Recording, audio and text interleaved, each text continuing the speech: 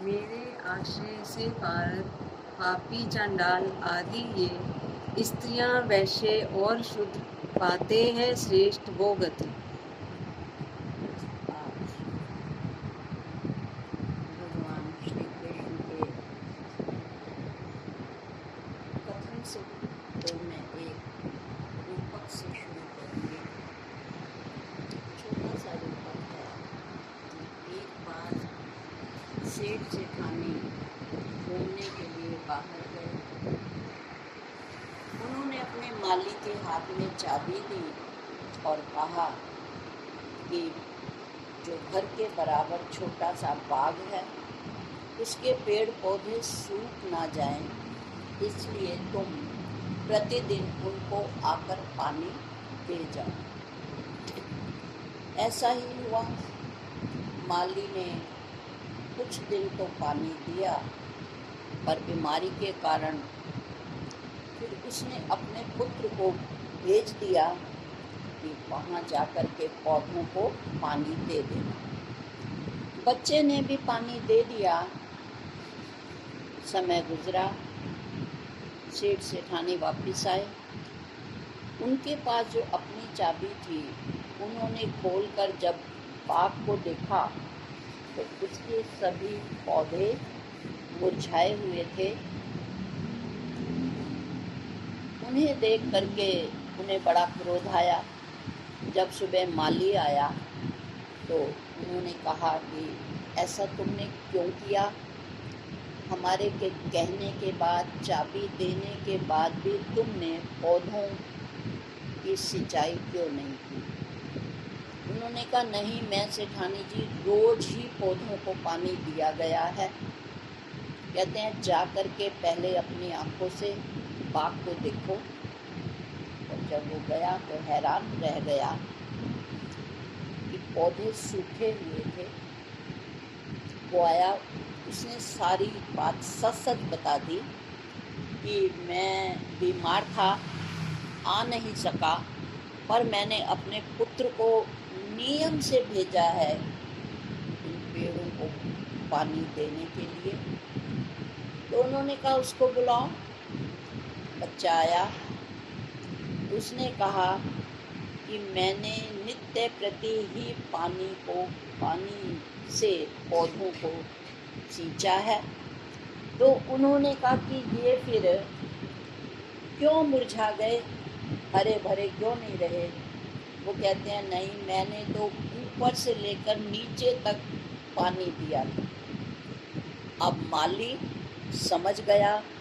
उसने कहा बेटा, तुमने ऊपर से पानी दिया था, जड़ में पानी नहीं दिया। कहते हैं नहीं, मैंने नीचे तो पानी नहीं दिया, मैं ऊपर से पानी देता रहा। तो वो कहते हैं यही कारण है कि ये पानी देने के बाद भी बाग हरा भरा नहीं रहा, सारे पौधे सूख गए। उन्होंने कहा माली का पुत्र होने के बाद भी तुझे ये समझ नहीं आई कि पानी हमेशा जड़ में दिया जाता है। जो तू सींचे मूल को और फूले फले अघाए।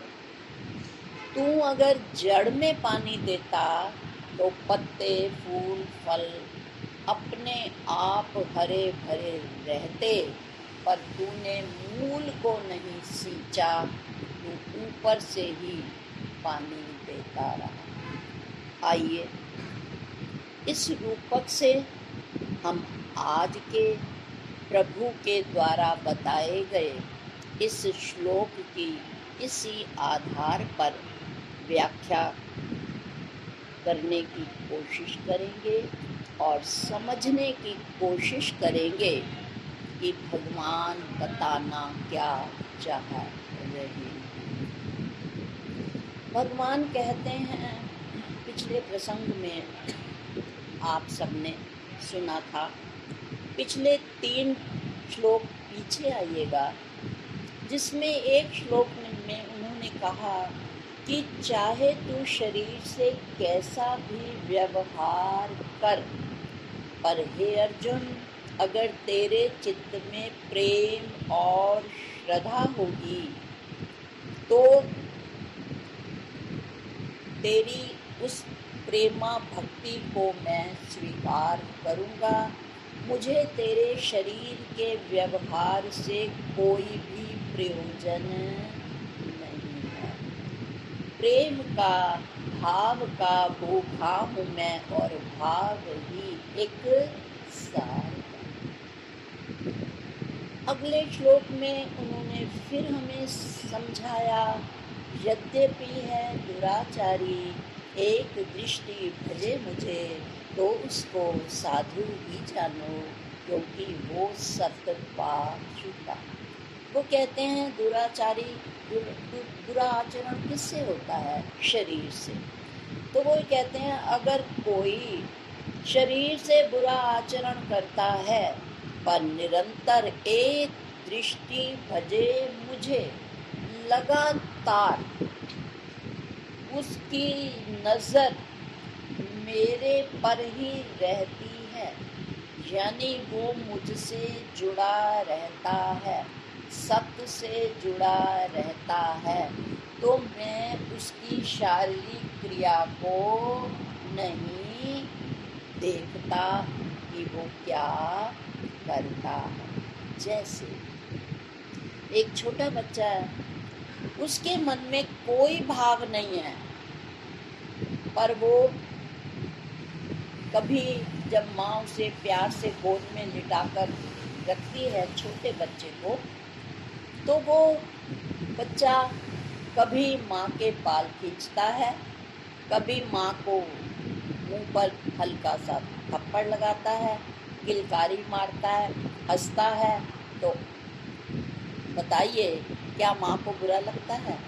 बच्चा अपनी तरफ से क्या कर रहा है? माँ के साथ लाड कर रहा है। उसका तरीका भले ही सही ना हो, पर वो गाल पर हल्का सा मारकर या बाल खींचकर माँ के प्रति अपने भावना को व्यक्त कर रहा है। तो इसलिए माँ उसके बाल पकड़ने को या उसके मारने को बुरा नहीं समझती, उल्टा लाड से कहती है तू बड़ा शरारती हो गया है, तू बड़ा गंदा बच्चा हो गया है, मम्मा के बाल खींचता है ना। तो वो बुरा नहीं मानती ना, क्योंकि उसको पता है कि मेरे बच्चे में शुद्ध भाव है। ये बात अलग है कि वो अपनी भावनाओं को व्यक्त करने का तरीका नहीं जानता, पर इस माध्यम से वो मुझे लाड कर रहा। ठीक इसी प्रकार वो जगत पिता हैं हमारे भगवान कृष्ण, गुरु हैं। कहा भी जाता है श्री कृष्णम वंदे जगत गुरु, जगत के पहले गुरु हैं श्री कृष्ण। क्यों? क्योंकि उन्होंने मानव जाति को गीता के माध्यम से आत्मज्ञान दिया, इसलिए कहा जाता है कि भगवान कृष्ण पहले जगत गुरु। आइए आज के इस श्लोक में वो हमें जुड़ने का एक नया तरीका समझा रहे हैं। जैसे कक्षा में जब कोई टीचर मैथ्स के सवाल बताती है, कभी वो कोई फॉर्मूला देती है, अगर उस फॉर्मूले से बच्चे को समझ नहीं आता तो वो कहती है अच्छा अब मैं दूसरे तरीके से आपको समझाने की कोशिश करती हूँ।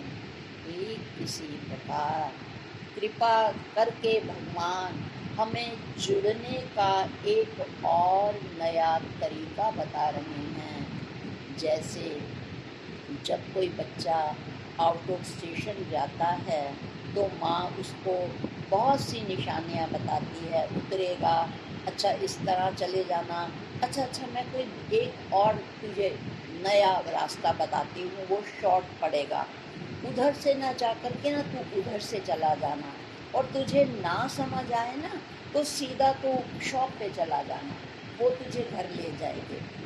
इसमें माँ का क्या हित है, वो चाहती है किसी भी तरह से मेरा बच्चा प्रॉपर वे में घर पहुँच जाए।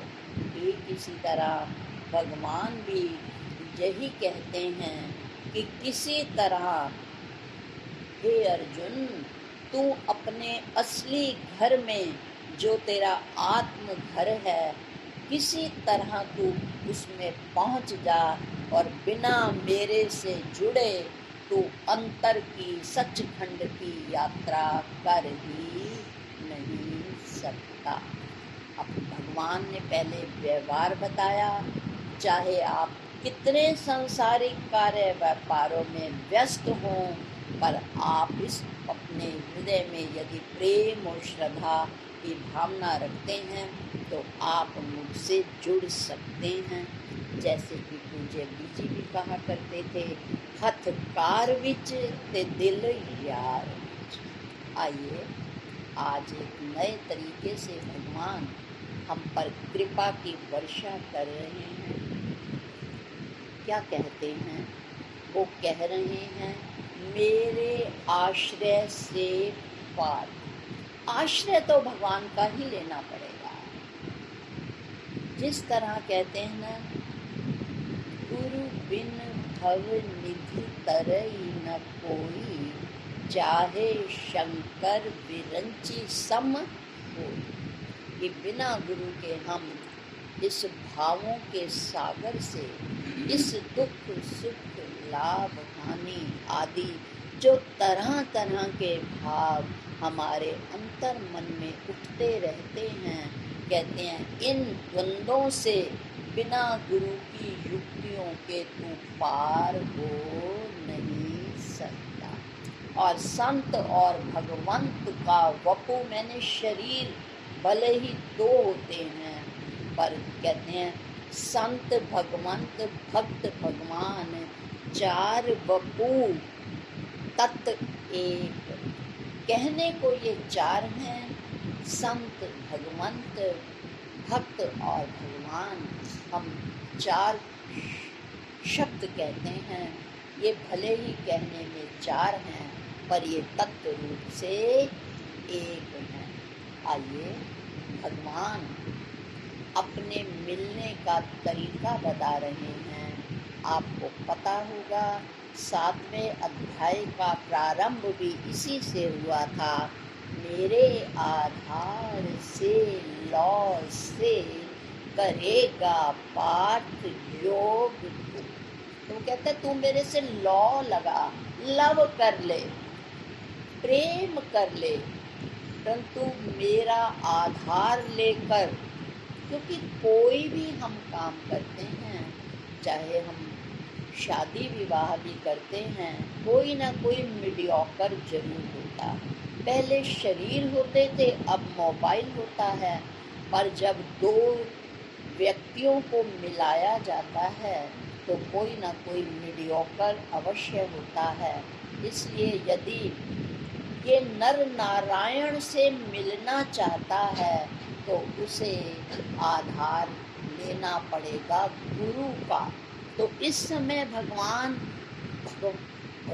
के रूप में नहीं, एक गुरु के रूप में हमें शिक्षा दे रहे हैं। क्या कह रहे हैं? मेरा आश्रय ले, मेरा सहारा ले। जब कोई नहीं चल पाता, बच्चा छोटा होता है, तो जब तक उसमें चलने की समझ नहीं आती, सहारे से चलता है। इसी तरह वो जगत पिता हैं और हम जगत के प्राणी हैं। तो भगवान कहते हैं कि मंजिल तो तेरी दूर, पर जाना जरूर है। तन मन में शक्ति भर ले, प्रभु के आधार से। दुई का नाश होता है आत्म विचार। जब तक हम आत्म विचार नहीं करेंगे, द्वंद्वों से संसार के सुख के दुख, लाभ हानि, जय पराजय, निंदा स्तुति, हर समय इनके भावों में यदि अनुकूल भाव हो तो मन ऊपर हो जाता है, और अगर प्रतिकूल भाव हो तो मन डूबने लगता है। परंतु भगवान कहते हैं सम रह, सुख दुख एक साही माने, जो धीर अर्जुन उसे व्यथा ना लेवे, शोक के योग्य है। सुख दुख इन द्वंद्वों से ऊपर हो जा, पर इन द्वंद्वों से ऊपर कब होंगे तो कहते हैं दुई, मैंने द्वंद्व, द्वैत भाव को ब्रिज भाषा में दुई कहते हैं। दुई मैंने द्वैत, द्वैत मैंने द्वंद्वों का, दो का भाव, ये सुख है ये दुख है। तो सारा जीवन हम द्वंद्वों के झूले में झूलते रहते हैं। कभी झूला नीचे आता है तो हम घबरा जाते हैं, और जब परिस्थिति का झूला ऊपर हो जाता है हम खुश हो जाते हैं। भगवान कहते हैं कि सुख और दुख इन द्वंद्वों में तू एक रस कैसे रहेगा।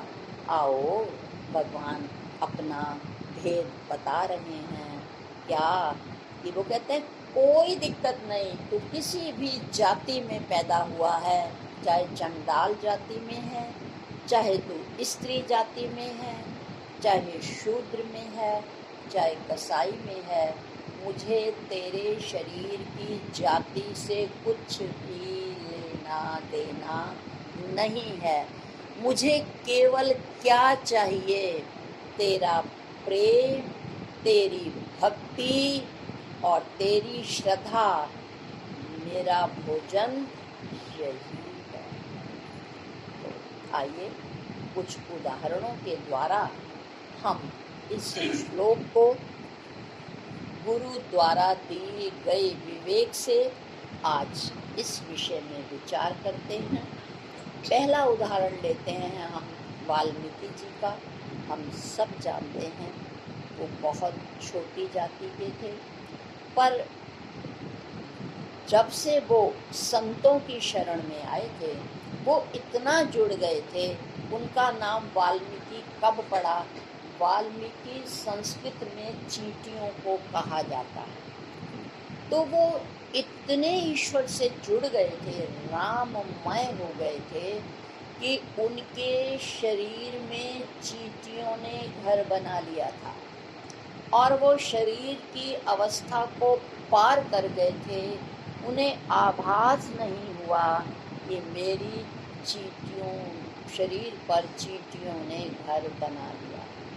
तो फिर कोई संत आए थे, उन्होंने पानी के प्रवाह से उनके उसको दूर किया था, हटाया था, और फिर जो है उन्होंने उनको कहा था कि आप खड़े हो जाइए, आप चित्त की उन्नत दशा को प्राप्त हो गए हैं। आइए, आपका जो अंतःकरण है इतना राममय हो गया है कि आप रामायण की रचना करेंगे। तब उन्होंने, वाल्मीकि जी ने रामायण की रचना की। और आपको पता है कि युग का फर्क है। जब त्रेता था तो वही विष्णु भगवान राम अवतार में आए थे, क्योंकि तब इतने राक्षस नहीं थे। 3 हिस्से सत था, तो राम मर्यादा पुरुषोत्तम के रूप में आए थे। जब द्वापर युग आया तो 2 हिस्से सत रह गया, 2 हिस्से असत। राक्षस ज़्यादा बढ़ गए, तो जब ज़्यादा काम करने होते हैं ना, ज़्यादा खोदना हो, ज़्यादा बिजली का काम करना हो, तो यंत्र ज़्यादा लेके आते हैं, तो इसी को कलाएं कहते हैं। तो त्रेता युग में भगवान को कम राक्षसों से जूझना था, तो उन्होंने 14 कला लेके आए थे। पर जब द्वापर युग आया, कलह बढ़ गई, असत बढ़ गया। अब भगवान कृष्ण को, विष्णु का अवतार थे, वो आए, उन्होंने देखा मुझे ज़्यादा काम करना पड़ेगा, तो उन्होंने 2 यंत्र यानी कलाएं, कला मैंने होता ढंग, आर्ट ऑफ लिविंग, जीने की कला। तो वो दो अतिरिक्त कला लेकर आए थे। क्या?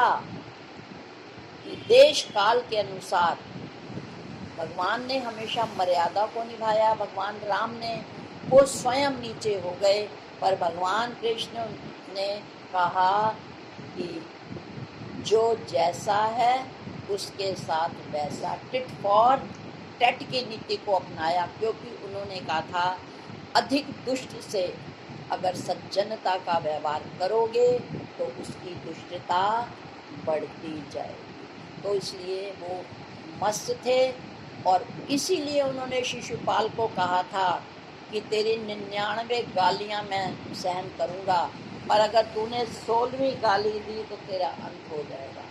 वो अपनी दुष्टता से माना नहीं, और जैसे उसने 100 गाली पूरी की, भगवान ने कहा मैंने तुझे पहले ही अलर्ट कर दिया था, पर अगर तू नहीं माना तो मुझे भी विवश होकर काम करना पड़ेगा, क्योंकि मैं असत्य को सहन नहीं करूँगा। और उन्होंने उसका गला काट दिया था। कहने का तात्पर्य ये है कि भगवान ईश्वर लोगों का कर्म क्रियाएं सृजता नहीं, देवे ना फल का लाभ, स्वभाव गुण ये करे। जैसा कर्म करे इंसान वैसा फल देवे भगवान। जैसा आप परीक्षा में लिखेंगे टीचर वैसे ही नंबर देता है। आज की बात आप छोड़ दीजिए, होना ऐसा ही चाहिए, और पहले ऐसा ही होता था। टीचर पार्शलिटी नहीं किया करते थे। जितना कॉपी में लिखा होता था ग्रेस मैंने कृपा अंक दिया करते थे, पर जान के नंबर नहीं काटते थे। ठीक इसी प्रकार जो भी हम कर्म करते हैं तो वो हमें कर्मों का फल अवश्य देते हैं। वो कहते हैं मेरे पास 3 चीज़ें नहीं हैं। क्या? नंबर 1, मैं क्षमा नहीं करता। दया तो करता हूँ, पर क्षमा किए गए कर्म की मैं कभी माफ़ी नहीं देता। दूसरा क्या कहते हैं? मैं किसी के कर्मों को भूलता नहीं। और तीसरा, मैं किसी के साथ अन्याय नहीं करता। मैं क्षमा तो नहीं करता, पर दया करता। जैसे हम जीवन में देखते हैं, हमारे जीवन में परिस्थितियां अगर आई हैं और किसी ने हमारी हेल्प कर दी, तो वो मेरे कर्म हैं और ये तेरी दया। ये कौन ऐसा सोचता है? अभी अभी आप भजन सुन रहे थे कि शुक्रानों के गीत हम सब गाएं, गाते जाएं जीवन में। तो शुक्रिया करना सीखें। वो कहते हैं मैं क्षमा नहीं करता, पर हाँ दया करता हूँ। और दया कब करूँगा? दया का उल्टा होता है याद। जब तू मुझे परिस्थिति में याद करेगा, जब कर्म भुगतने का तेरा टाइम आएगा, परिस्थिति आएगी और तू मुझे याद करेगा, तो मैं तेरे कर्म को तो माफ़ नहीं करूँगा, पर कोई ना कोई ऐसा कारण बना दूँगा कि तेरा कर्म आसानी से कट जाए। तो बात हो रही थी वाल्मीकि जी की। आइए चलते हैं उस प्रसंग की ओर कि वाल्मीकि जी ने रामायण की रचना की। वो डूबे हुए थे, राजसु यज्ञ किया। जीत के बाद युधिष्ठिर जी ने उसमें पराशर, वशिष्ठ जी जैसे बड़े बड़े आए संत भगवंत।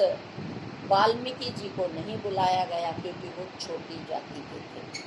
भगवान कृष्ण ने जब सब संतों को देखा, उन्होंने कहा मेरा प्रिय भक्त वाल्मीकि तो है नहीं, वो तो मुझसे हमेशा जुड़े रहते हैं, और जब तक मेरा भक्त नहीं आएगा मैं भगवान कैसे प्रसन्न होऊंगा। जैसे फंक्शन में सब आए और अपना बच्चा ना आए तो माँ का नहीं लगता।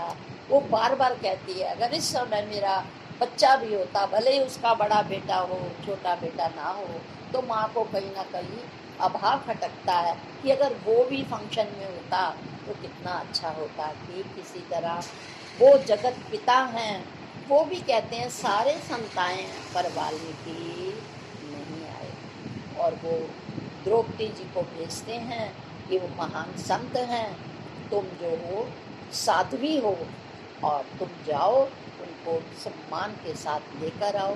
वो वाल्मीकि जी को लाती हैं ससम्मान। वाल्मीकि जी आते हैं, वो भोजन करते हैं और आशीर्वाद देते हैं। जैसे ही वाल्मीकि जी ने आशीर्वाद दिया और भगवान की और वाल्मीकि जी की दृष्टि मिली, भक्त और भगवान की दृष्टि मिली, आकाश में घंटे बजने लगे। क्योंकि जब विवाह होता है ना दो जनों का, तो बैंड बजते हैं ना वहाँ, तो फिर दूसरे बैंड बजते हैं। पर जब भक्त ने भोजन खा लिया, भगवान प्रसन्न हो गए, इतने में ऊपर से आकाशवाणी में घंटा बजा और भगवान कृष्ण ने युधिष्ठिर से कहा, तुम्हारा राजसु यज्ञ पूरा। तो ये कहानी कहती है कि भगवान कह रहे हैं यदि वो चंडाल जाति में भी हुआ है, परंतु यदि वो हृदय से मुझसे जुड़ा है तो मैं उसका कल्याण करता ही। आइए दूसरा, वो कहते हैं कि स्त्री, और आप विदित हैं, सर्वसामान्य कहानी है शबरी की। 70 साल उनके गुरु मातंग ऋषि जब जाने लगे थे, वो बहुत रोई थी, गुरुदेव मैं आपके बगैर कैसे रहूँगी, मैं आश्रम में क्या करूँगी। उन्होंने कहा मैं तुम्हें सबसे बड़ा आश्रय देकर जाता हूँ, भगवान के नाम का, क्योंकि भगवान के नाम का अर्थ है ना आम। ये कोई आम बात नहीं है जो हम गुरुओं से नाम लेते हैं, ये कोई आम घटना नहीं है। जब गुरु नाम देते हैं ये बहुत अलौकिक घटना होती है। इसका अर्थ है ना आम बात नहीं। तो उन्होंने कहा राम का नाम लेती रहना, राम आएंगे, तुझे एक दिन दर्शन देंगे और फिर तेरा अंतिम जन्म होगा, तू मुक्त हो जाएगी। और गुरु का कहा वृथा ना जाए, गुरु तो बोले सहज स्वभाव। अपने मुख से जो वो बोले यहाँ उहाँ सच होवे, गुरु नानक देव जी ने कहा।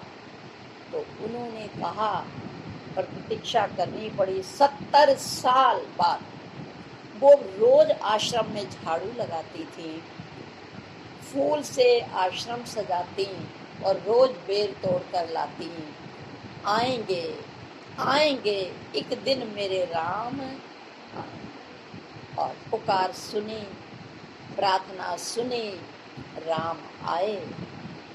वो अभिभूत हो गई, भगवान राम को बेर खिला रही हैं प्रेम वश, चख चख कर, कि कोई ऐसा बेर खट्टा ना हो कि मेरे भगवान को असुविधा हो। आसपास के संत खड़े हैं, वो उसके चित्त का भाव नहीं देख रहे, वो क्रिया को देख रहे हैं। याद रखिए, संसार संत की क्रिया देखता है। वो ऐसे चलती हैं, वो ऐसे चलती हैं, महाराज जी ऐसे करते हैं, बीजी ऐसे करते हैं। संसार क्रिया को देखता है, पर शिष्य और जिज्ञासु गुरु के भाव देखता है। गाय क्या देती है हम नहीं देखते, देखते हैं गाय क्या देती है। गाय क्या खाती है हम नहीं देखते। तो उन्होंने भी, भगवान राम ने भी नहीं देखा शबरी किस जाति की है, पर जो आसपास के लोग हैं, संत हैं, कहते हैं कि अपना जूठा खिला रही है, पर भगवान उसके भाव देख रहे हैं। कहीं मेरे राम को कोई बेर खट्टा ना लगे, इसलिए वो चख कर दे रही हैं। तो उन्होंने शबरी का भी उद्धार किया। कहते हैं पंपा सरोवर में वहाँ के स्थानीय लोग और संत नहाने नहीं देते थे कि ये भील जाति की है। जब भगवान आए, सबने प्रार्थना की, आप अपना पैर के स्पर्श से पंपा सरोवर को स्वच्छ करिए, बहुत सालों से ये गंदा पड़ा है। तो भगवान ले जाते हैं बूढ़ी माँ शबरी को और उनके पैरों का जब स्पर्श कराते हैं, सारे हैरानी से देखते हैं। देखते ही देखते वो पंपा सरोवर स्वच्छ होता है। आपने भजन भी सुना, साफ हुआ था पंपा सर भी संत के चरण हिलाने से। तो भगवान ने शबरी की जाति नहीं देखी, केवल उसके भाव को देखे। तो भगवान कह रही हैं कि मैं चाहे स्त्री हो चाहे चंडाल हो, मैं भाव को देखता हूँ। आइए अब हम चलते हैं काक भशुंडी जी की तरफ। काक मैंने होता है कौवा। कौवा पक्षियों में सबसे नीचा समझा जाता है, क्योंकि वो ना खाने अभक्ष्य चीज़ों को, गंदी चीज़ों को खाता है। उसकी वाणी भी बहुत कठोर होती है, इसलिए पक्षियों में जब भी घर में कौवा आए, काम काम करे, हम उसको मारकर भगाते हैं। और वो विष्ठा आदि अभक्ष्य चीज़ें खाता है, इसलिए काक को सभी पक्षियों में निम्न समझा जाता है। पर काक भशुंडी वो पिछले जन्म में कौआ थे, पर राम जी के आंगन में जब भगवान राम खाना खाते तो वो कौआ भगवान राम के हाथ से वो भोजन का टुकड़ा लेकर ऊपर उड़ जाता। भगवान बड़े प्रसन्न होते, वो फिर दूसरा टुकड़ा तोड़ते और वो काक को खिलाते। कौआ खाता और उड़ जाता। भगवान खेल करते थे, पर खेल खेल में वो अपने साथ उसका मेल कर रहे हैं। तो भगवान के द्वारा खिलाए भोजन से इसलिए कहते हैं कि संत का अगर हाथ का दिया भोजन, वैसे तो जूठा नहीं खाना चाहिए, पर बहुत कुछ लोग खाते हैं, पर इसका मतलब ये है कि अगर संत के हाथ से दे दिया जाता है तो वो पवित्र होता है। तो उसका जीवन इतना पवित्र हो गया कि वो अगले जन्म में, उसके कर्म तो काग के थे पर कृपा भगवान की थी, तो उनके अंदर ऐसा ज्ञान प्रकट हुआ कि उनका ज्ञान लेने के लिए बहुत पहले, आपके स्मृति पथ पर तो नहीं होगा, पर मैंने बताया था एक बार शिव जी पार्वती के साथ काक भशुंडी जी के आश्रम में सुमेरु पर्वत पर उनकी कथा श्रवण के लिए गए थे। वहाँ भी एक अद्भुत घटना हुई थी कि काक भशुंडी जी को जब पता लगा कि पार्वती जी सहित भगवान शिव आ रहे हैं, उन्होंने आरती का थाल पकड़ा कि आज मेरे घर भगवान आ रहे हैं। और उधर शिव जी आए थाल लेकर कि मैं एक संत से कथा सुनने जा रहा हूँ, तो पहले गुरु की आरती होनी ही चाहिए। इसलिए आपको पता है कि आश्रमों में पहले कथा श्रवण से पहले गुरु की आरती हुआ करती। तो वो अपनी जगह थाल लेकर आया है, काक भशुंडी जी अपनी जगह लेकर आए हैं। वो कहते हैं भगवान ये क्या?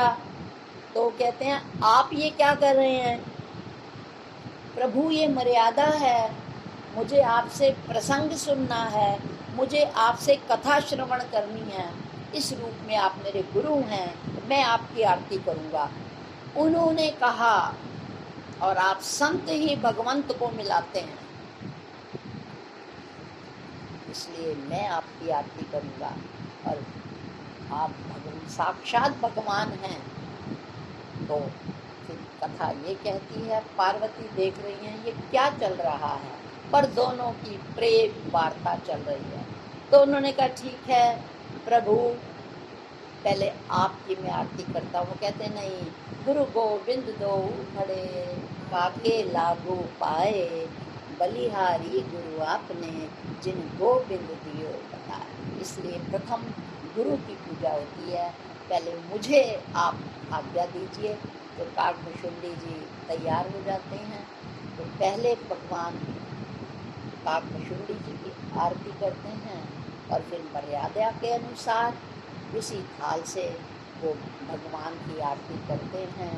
और आज संत और भगवंत का मिलन हो रहा है।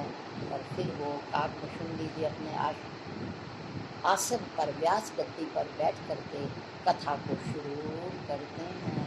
और वो मस्त हैं और पार्वती देख रही हैं क्या है। ऐसी कथा तो बहुत बार सुनी। तो जब वो जाते हैं तो अपने पति का अनुकरण तो करती हैं पार्वती, पर उनके मन में कोई खास श्रद्धा नहीं होती। और श्रद्धावान लभते ज्ञान। जब तक हमारे अंतःकरण में सत्संग कथा सुनाने वाले संत भगवंत या गुरु के प्रति श्रद्धा नहीं होगी, बिना श्रद्धा के कथा फलीभूत हो ही नहीं सकती। जैसे बिना दान के कभी यज्ञ पूरा नहीं हुआ होता, यज्ञ होने के बाद ब्राह्मणों को दान दिया जाता है, इसी तरह कथा सुनने के बाद अगर गुरु के प्रति संत के प्रति हमारे मन में श्रद्धा नहीं है, वो कथा कभी भी अंतःकरण में स्थान नहीं बनाती, ऐसा शास्त्र कहते हैं। तो वो तो कृत्य कृत्य होकर जा रहे हैं, इसलिए ही पार्वती जी को फिर आगे वही कथा भगवान शिव से सुननी पड़ी थी। फिर लंबा प्रसंग हो जाएगा, विषय को विस्तार ना देते हुए हम अगले उस पर चलते हैं। काकभुशुंडी जी कहते हैं, मैंने जय दयाल गोंडका जी की पुस्तक में पढ़ा है कि ये आपको पता है 8 चिरंजीवी हैं। जैसे अश्वत्थामा हैं, हनुमान जी हैं, व्यास जी हैं, परशुराम जी हैं, आदि आदि। उनमें से काकभुशुंडी जी भी हैं जो चिरंजीवी हैं। एक बार उनकी महिमा सुनकर गुरु नानक देव जी भी गए थे सुमेरु पर्वत पर, क्योंकि भ्रमण करते थे गुरु नानक देव जी, तो वो सुनने गए थे। और जब उन्होंने सुना था तब उन्होंने कहा था, पशु परेत मुगत सब तारे। संत ने, इन काकभुशुंडी जी ने क्या किया है, गुरु नानक देव जी ने अपनी श्रद्धा रूप में उन्हें ये शब्द कहे थे कि पशु परेत मुगत सब तारे, पाहन पार उतारे संत जी, पाहन पार उतारे। वो वंदना करके आए थे। आइए अब चलते हैं एक और भगवत प्रेमी की तरफ। उनका नाम था सेना नाई। हर समय वो भगवान प्रेम में, भगवत प्रेम में, चर्चा में और संत सेवा में लगे रहते थे। तो एक दिन जब वो संत सेवा में लगे थे, वो देर से अपनी दुकान खोलते थे। एक दिन जब वो संतों की सेवा में बड़े मस्त थे, राजा के आगे किसी नौकर का संदेश आया।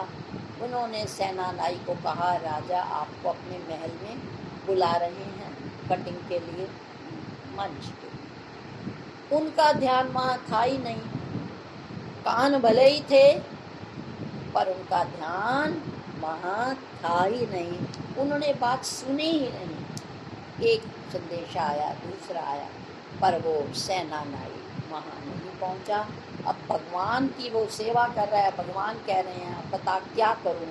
जैसे होमवर्क बच्चे को मिलता है वो नहीं कर पाता, छुट्टियों में बहुत होमवर्क टीचर्स दे देती हैं, बच्चे जब पूरा नहीं करते तो माँ क्या कहती है, भैया इसको पनिशमेंट मिलेगी, लाओ इसका होमवर्क फिर मैं ही पूरा कर दूँ। तो माँ सहयोग देती है ना, क्योंकि उसे बच्चे से स्नेह है। इसी तरह भक्त को भगवान से स्नेह है। वो कह रहे हैं ये तो मेरी भक्ति में लगा है, अगर ये नहीं जाएगा तो राजा इसे दंड देगा। और भगवान चुपचाप अपना उस मूर्ति में से अपना स्वरूप निकाल करके एक नए स्वरूप में प्रवेश करते हैं और उस राजा के जो भी पाल है या मालिश है वो करके वापस आ जाते हैं। तो भगवान ये नहीं देखते कि मुझे क्या करना है क्या नहीं करना। जैसे माँ अपने बच्चा जब उसका गंदगी में गिर जाता है वो कीचड़ का ध्यान नहीं करती, तुरंत अपनी गोदी में लिटा करके उसके कीचड़ को पहुँचती है। और अति बाल अवस्था में जब बच्चा मल से लिपटता है तो माँ सिर्फ एक माँ होती है जो मल की परवाह ना करके उसके मल को मल मल के साफ करती है। भले वो बाद में उसके अपने कपड़े गंदे हो जाते हैं और वो बच्चे को साफ सुथरा करके लिटाती है। ठीक इसी तरह भगवान ने ये नहीं सोचा कि मैं राजा के बालों को काटूं कि ना काटूं। उन्होंने कहा ये मेरे भक्त को सजा देगा और मुझे ये बात सहन नहीं होगी। तो जिस तरह माता पिता और बच्चे का एक मेक होता है हृदय, इसी तरह भगवान और भक्त का, शिष्य और गुरु का यही प्रेममय नाता होता है। शिष्य गुरु की आत्मा, गुरु शिष्य की देह और शिष्य गुरु जीव शिष्य शरीर वत होत है, गुरु शिष्य में नहीं। गुरु शिष्य की आत्मा होते हैं और शिष्य गुरु की देह होता है। जैसे गुरु की सेवा, देह की सेवा शिष्य की देह करती है और उसके मन की सेवा, उसे आत्म तत्व तक पहुंचाने की सेवा गुरु करते हैं। इसलिए कहते हैं कि गुरु शिष्य की आत्मा, शिष्य गुरु की देह, जीव देहवत होत है, गुरु शिष्य में नेह। आज के प्रसंग में भगवान हमें यही बताना चाहते हैं कि जैसे आप अपने बच्चों से अनन्य प्रेम स्नेह रखते हो, इतनी ही प्रेम और श्रद्धा और भावना अगर तुम मेरे से रखते हो तो तुम्हारा क्या व्यवहार है, तुम्हारा क्या आचार है और तुम्हारी क्या जाति है, मैं कुछ नहीं देखता, मैं सिर्फ तुम्हारे भाव देखता हूँ। और हमारे शास्त्र पुराण कहते हैं भावे च उपलब्धे च। रामायण में भी कहा जाकी रही भावना जैसी और प्रभु मूरत देखी दिन तैसी। आइए आज के इस प्रसंग में हम क्या सीख कर जाएं। शिष्य संस्कृत में कहते हैं, सिख कहते हैं, शुद्ध हिंदी बांग्ला या 5 कै वाले को सिख नहीं कहते हैं। सिख कहते हैं जिसको सीखने की इच्छा होती है। जूड़े वाले या कंघे वाले को सिख नहीं कहते। सीखने की जिसको चाह होती है वही सिख है। सीख से अपभ्रंश शब्द बना सिख। ठीक है, आइए आज हम इस श्लोक से क्या शिक्षा ले रहे हैं कि शब्द सुरत का मेल। जब तक हम शब्द और सुरत का, शब्द हमने गुरु से सुन लिए और सुरत, रत मैंने लगना, सु मैंने होता है अच्छी तरह। जहाँ सु शब्द लगता है ये उपसर्ग है, सु शब्द जहाँ लगता है उसका मतलब है जैसे सुस्वादु भोजन, सु मैंने बहुत अच्छा, स्वाद मैंने स्वाद वाला, सुस्वाद। इसी तरह सुरक्षा अच्छी तरह रक्षा। इसी तरह वो कह रहे हैं सुरत का मतलब है अच्छी तरह लग जा। जब तक जो गुरु से शब्द सुने हैं उसमें रत मैंने जुड़ेगा नहीं, सु मैंने अच्छी तरह जुड़ेगा नहीं तो काम बनेगा नहीं। कान से सुनने से ना किसी का कुछ बना है, ना किसी का बनेगा। कान से नहीं, ध्यान से सुनो। नहीं ज्ञान अयुक्तों को, ध्यान ज्ञान बिना नहीं, बिना ध्यान नहीं शांति, नहीं सुख अशांति। बिना ज्ञान के ध्यान लग ही नहीं सकता। जब तक आपको किसी व्यक्ति का ज्ञान नहीं है, हम उसकी बात कर रहे हैं, वो इंटरेस्ट नहीं लेगा। वो कहते हैं मैं जानता ही नहीं। और कल को अगर मैं बात करूं इनकी तो आप ध्यान से सुनेंगे। और जब तक नहीं पता, मैं कहती हूँ ये सागर है, ये संयम है, आप सुनोगे हाँ है। और अगर आपने देख लिया, एक बार सुधा दीदी आई थी, अब मैं सुधा दीदी की बात करूंगी, आपको एकदम आप इंटरेस्ट लेंगे। अच्छा आप सुधा दीदी की बात करें, अच्छा आप संयम की बात करें, अच्छा आप रीता की बात करें, XYZ, है ना। तो ज्ञान ही नहीं है तो हमारा ध्यान कैसे लगेगा। और अगर आपने उसको देखा है तो आप कहोगे अच्छा अच्छा आप उसकी बात कर रहे हो, आप इंटरेस्ट लोगे ना।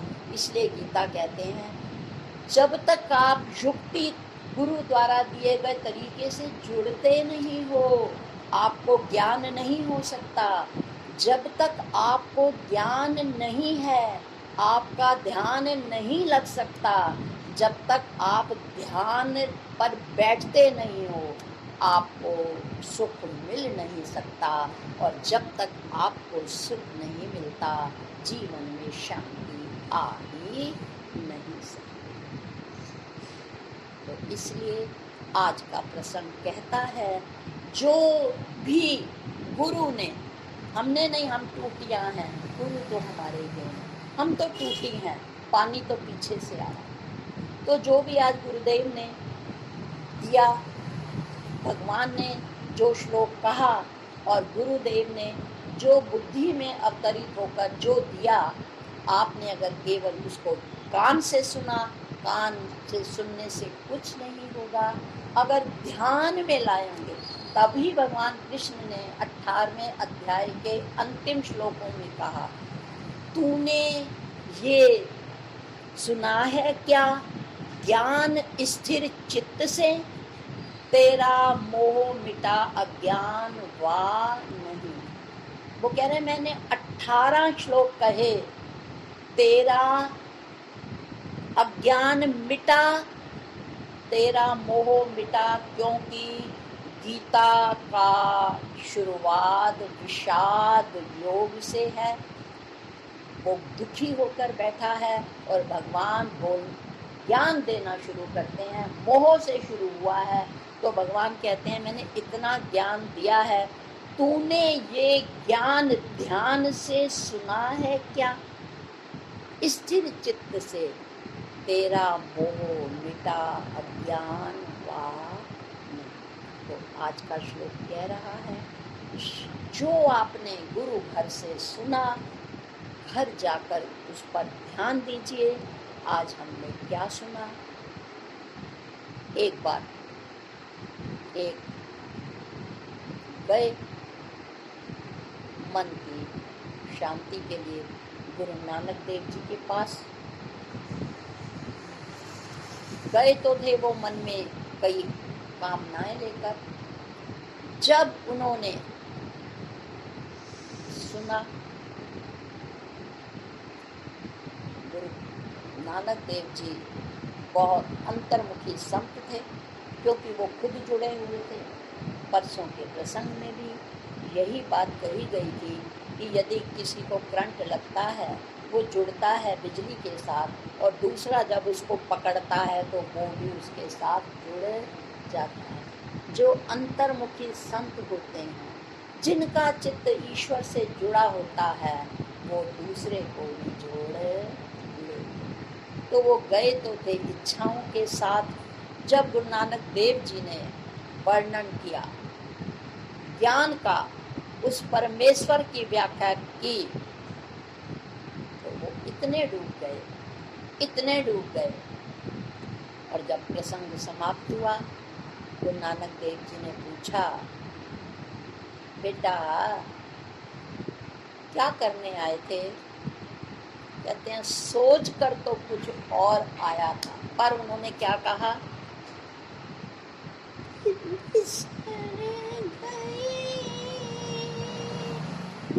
मेरी तात पर आई,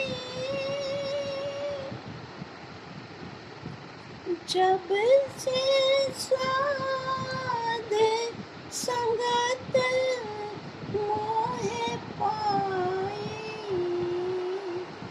साध संगत मैंने जब से पाई। कहते हैं मुझे सब भूल गया, मेरी बिसर गई मोए तात पर आई, और जब से साध संगत मोह पाई। तो आइए आज का प्रसंग हमें यही बताता है कि वो आता है ना कि बंधु अनमोल घड़ी, तेरे श्वासों की लड़ी, बीत जाए न कहीं, सुबह होती है शाम होती है, जिंदगी बस तमाम। दुनिया फानी है, एक धोखा है, प्रभु पाने का यही मौका है, गर तू बंदे ध्यान ना लगाएगा, बंदे विश्राम कैसे पाएगा, बंदे विश्राम कैसे पाएगा। सुबह होती है शाम होती है, जिंदगी